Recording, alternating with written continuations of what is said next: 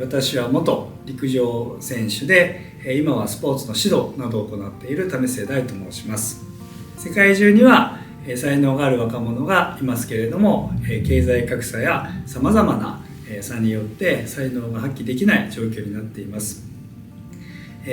スポーツをやっている同じ仲間という視点でお互いに助け合ってそれぞれの選手が活躍するということを私たちも目指しています。我々にはですね、たくさんのアイデンティティがあります。国籍とかですね、それから私にとってみると陸上競技というのは一つのアイデンティティです。陸上をやっている仲間という意味で、私は同じようにいろんな国の陸上を目指しているアスリートを支援していますが、ぜひ皆さんもですね、国籍というアイデンティティの他に性別とか人種とか、それから同じような境遇もいろんなものがありますけれども、ぜひ皆さんこれを機会にですね、お互いの境遇に想像を巡らせながらですね、支援し合って、人類皆違いを乗り越えてサポートし合えるような、そういう社会を作っていきてほしいなというふうに思います。私は教育なんですね。だから教育の差っていうのをなるべくなくしたいなっていうのと、特に何て言うかな、教育って私の中では2つあると思っていて、1つは段階的に学んでいくっていうことと、もう1つは、ある種の思い込みとか限界とか、こうじゃなきゃいけないってものを突破するみたいなものの教育の方に私は興味があるんですけど、特にこういうものって、先進国にいると、いろんな機会でこれもできるこれもできるこんな生き方もあるっていうふうに思うんですけど、途上国だとなかなかそれは難しいので、なるべくそういう刺激を受けたり、いろんな生き方があるってことを見つけてもらうようなことに興味を持ってます。僕はですね、僕の世代のすっごいちっちゃい時の初めて世界が動いたって記憶って、ベルリンの壁が崩れた瞬間なんですよ。何歳だったか忘れたけど、子供心ながらには何にも分かんなかったんだけど、とにかく大人がびっくりしてるっていうのを見て、すごいと。でそれで、先生が言ったのすごい覚えてて、とにかく2つの国があったんだけど、これが今日から1つになるんだっていうふうに言ったのがすごい衝撃を受けてて、そういうなんとかな境目だったものはなくなる瞬間とかね、そしたら本当にそうなっちゃってるから今だから、人間の思い込みみたいなものが取っ払われると、いう人の可能性っていうのは広がるんじゃないかっていうのは1個ですね。もう一つは、僕は広島生まれなんですけど、おばあちゃんが被爆者っていうかで3世なんですね。だから結構家の中でなんとなく戦争の話とかいろいろそういうのを聞いてる中で、でおじいちゃんメディアの人間だったんですね。おばあちゃん被爆者の立場なんだけど、おじいちゃんはどっちかというと客観的な感じで、その中で人間が私たちとあっち側とかって決めていくこの決まり方っていうのも随分曖昧だなっていうのも子供ながらで思っていて、そういうものが取っ払われるとかっていう瞬間に多分一番興味があるんだろうなと思います。だから大きく言えば人の違いが乗り越えるなんだけど、もう少し手前で言えば人が人との違いを乗り越えていくってことなんですけど、一番もうちょっと言えば人が可能性を開かれていくっていうことかな。僕は、人間のなんていうんですかね、物事を考えたり知性って言ってもいいかもしれないですけど、一番ベースには身体があると思ってるんですね。身体っていうのはやっぱり人間が冷たいって言葉で言うためには、実際に手で触ってこの体験が冷たいっていうんだってラベリングするみたいに、身体で世界を経験するってことに言葉を当てはめるっていうことで、人っていうのはなんていうかな、伝える言葉を持っていくんじゃないかと思うんですね。で一方でその上に何かを考えるっていう積み上げていくもののリテラシーっていうのは自然言語と数字だと思うんですね。でこの2つの上に大体の評価っていうのは成り立っているので、一方でこれだけテクノロジーが進化していくと、ここから先のものっていうのは、子どもたちが興味を持てばみんな勝手に追っかけちゃったりもするのかなって気がするんで、全部これをきっちりカポッと僕らの世代はね当てはめるっていうのが多かったんですけど、これからはもう少しそのさっき言ったリテラシーのところだけを積み上げてやっていくっていうのが必要なのかなと思うんですね。もう一つでも学校教育で実は非常に重要なのが、今の部分だけ切り取ると子どもたちを学校に行かせないで、あるこうなんていうかな、そこだけに特化した塾に入れても同じような、むしろそれよりもいい学びができると思うんですよね。でもじゃあなんでわざわざ学校に入れるのかっていうと、社会に出ると人と何かを一緒にやらなきゃいけないし、誰かの家の隣に住まなきゃいけないし、違う国の人とやり取りしなきゃいけないし、要するに人と付き合わなきゃいけないっていうで、人とどうやって付き合うかっていうことに点数をつける今教科がないんですね、学校教育は。でも実はこっちの方が社会にとってみると重要だし、これを失った時は決定的に戦争になったりとかダメージを受けるわけですよね。だからこのなんかいろいろ違うんだけど、でも一緒にやっていくしかないから、だって隣にいるんだものっていう、こう何とかする力みたいなのが一番大事なんじゃないかと思っていて、でこれはなんか理屈で説明しにくいっていうか、いいところを見つける、なんか子供なりにいろいろやるんだろうと思うんですけど、そこが私は学校教育で一番大事なことかなと思ってますね。だからリテラシー、長く言ったけどリテラシーとうまく何とかしていく力っていう感じですよね。学校教育で、まず第一に公教育が第一だと思うんですよね。とにかく公教育が全てだって僕は思うので、それが誰でもアクセスできるところだから、公教育がとにかくちゃんと充実するっていうことと、なんていうかなやっぱりそこでなんていうかな、特に日本なんかだと全然そうじゃなくなっちゃってるけど、途上国なんかだとそこで子どもたちから分かるサインが結構たくさんあって、健康の恐れもそうだし、虐待なんかも学校の先生が一番最初に情報を得たりしているので、それが一つとても大事かなっていうのですかね。もう一つはなんだろうな、やっぱりなるべく、全ての子どもたちの学びの機会とサポートするっていうのを、どうしても途上国だと一人の先生が見る範囲が非常に大きいんで、なんかそのバランスは難しいんだけど、やっぱりそれを何としてでも取りこぼしたそのまま放っておくことじゃなくて、全ての子どもたちに学びの機会を提供できるように、なるべくバランスさせていくっていうのは大事なのかなと思いますね。やっぱり日本は才能がある子を思いっきり突き抜けさせるっていうよりは、困ってる子をなるべくこぼれ落ちないようにするっていう方に教育が向かう国だと思うんですね。で今はちょっと違うんですけど、もともと日本の長距離のタイムって世界ランキングの100番以内には1人もいないんだけど、3、400番から100番の間は一番いるみたいな、そういうのだったんです。ちょっと批判的な文脈でよく言われてたんですけど、言い換えると全ての子どもの才能を伸ばすってことは得意で、才能がある子をさらにドンと突き抜けさせるというのはちょっと苦手な国だと思うんですね。でもそれは多分途上国に行って支援する時にはとても有利になる力なんじゃないかなと思うので、分からない子に分かるようにうまく支援していくっていうこととかですね、それはとても大事なんじゃないかなと思います。なんかメディアで知ってるようなのは子どもたちが病気で亡くなってるみたいな映像ですよね。で実際に自分が行ったところであるので見たことであるのでいくと、でもこれ医療っていうのかな、ラオスって地雷がたくさん埋まってるんで、義足を履いてるアスリートの支援をやってたんで、それでやっぱり地面に埋まってる義足って焚き火をして温めたりすると爆発するんですね。それで子どもたちって足をバーンと切っちゃうことが多くて、でその子たちが行ってるリハビリ施設に行ったりするのを見てると、なかなかなんていうかな、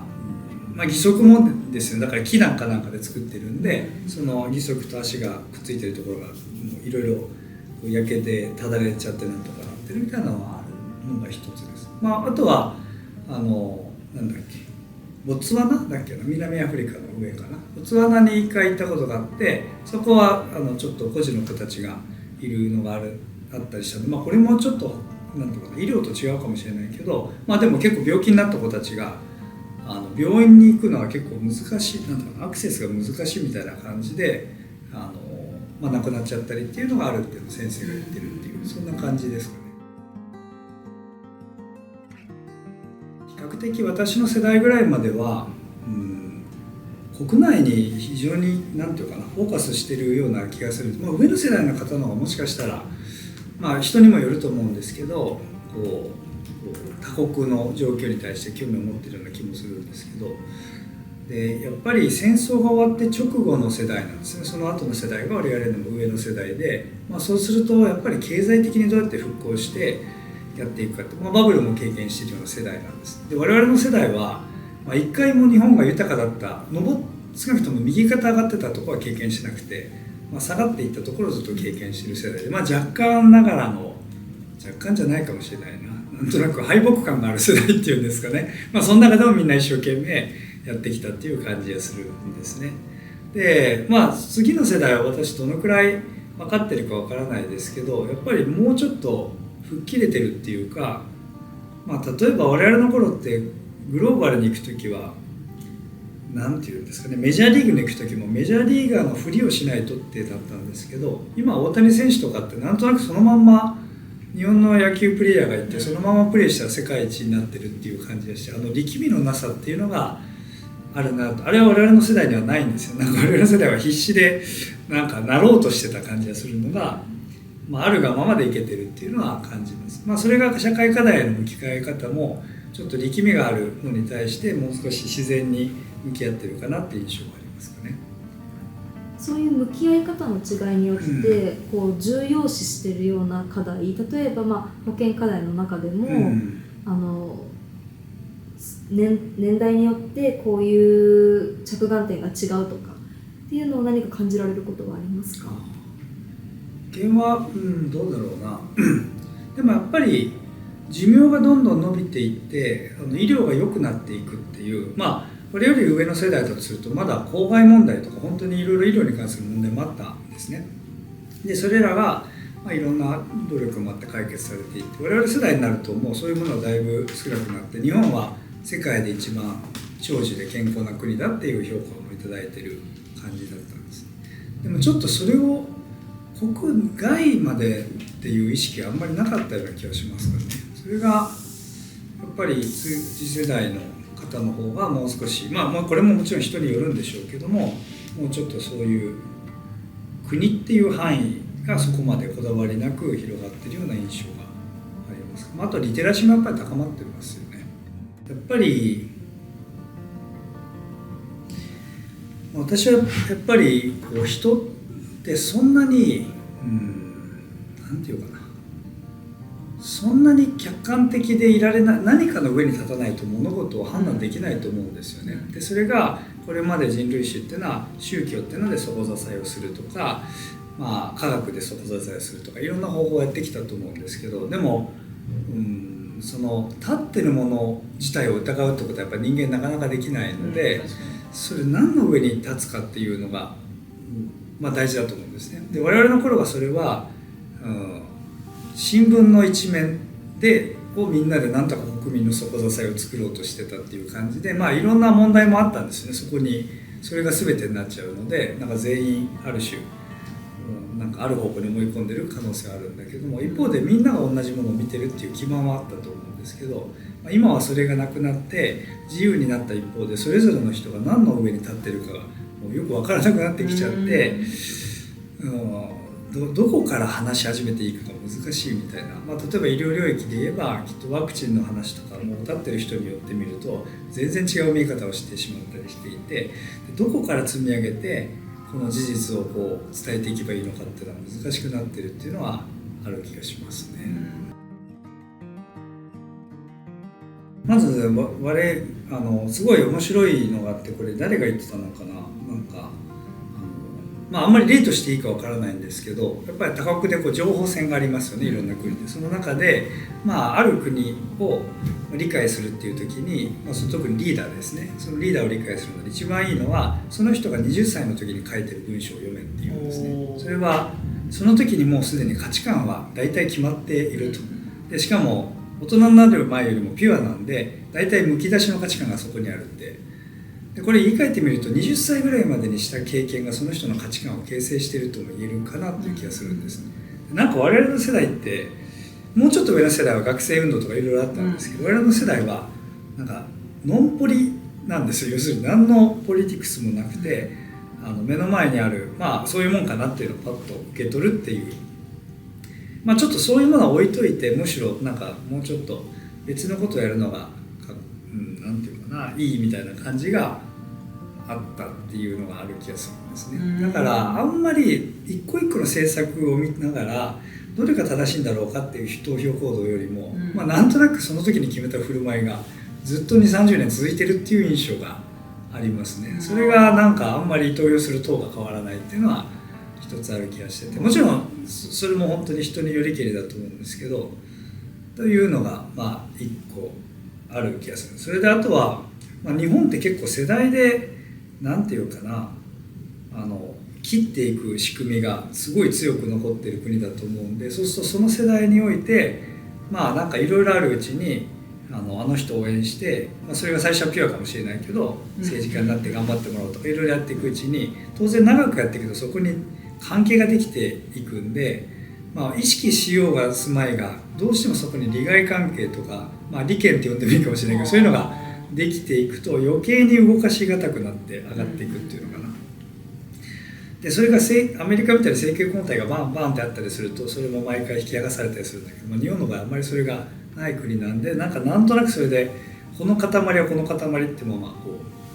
ういったって面が強くある気がしますかね。それが安定って言えるかもしれないし、それは停滞って言えるかもしれないなっていう感じが、ちょっとうまい整理か分かんないけど、面白いな、確かにそれちょっとあるなって、